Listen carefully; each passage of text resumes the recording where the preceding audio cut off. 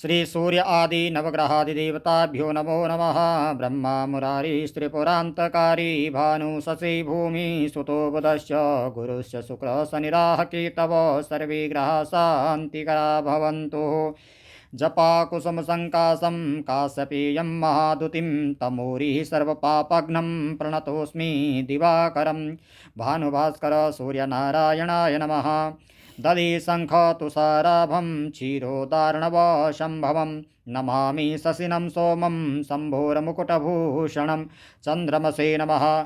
धरणीगर्भशम्भूतं विद्युत्कान्तिसमप्रभं कुमारं शक्तिहस्तं तं मङ्गलं प्रणमाम्यहं। भौमाय नमः।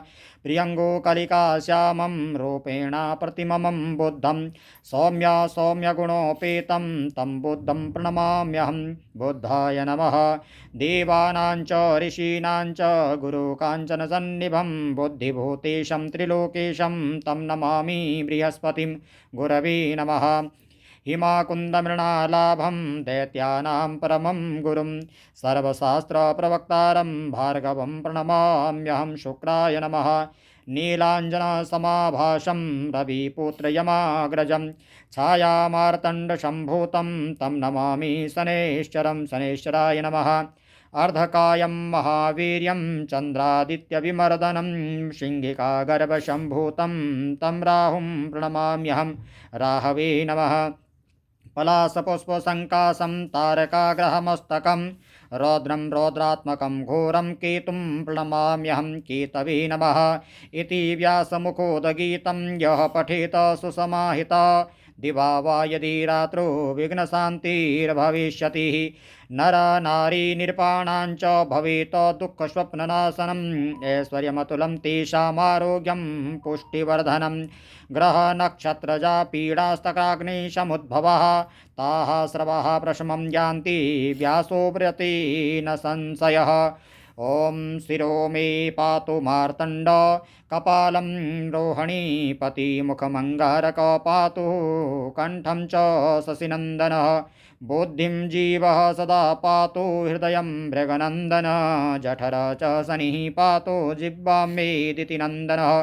पादोः केतुः सदा पातु वारा सर्वाङ्गमेव च तीर्थयो अष्टो दिशः पातु नक्षत्राणि वपु सदा अंशो राशि सदा पातु योगश्च स्थैर्यमेव च।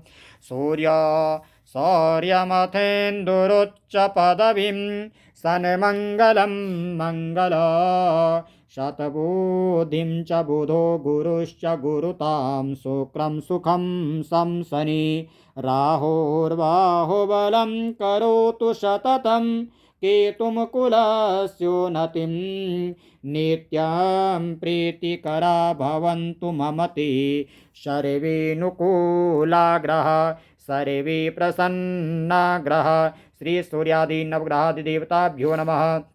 नवग्रहेभ्यो नमः। वर्षेशग्रहेभ्यो नमः। लग्नेशग्रहेभ्यो नमः। मुन्थाग्रहेभ्यो नमः। श्री सूर्य आदि नवग्रहादिदेवताभ्यो नमो नमः। प्रार्थनापूर्वकं नमस्कारान् समर्पयामि। अनन्तकोटि नमस्कारान् समर्पयामि।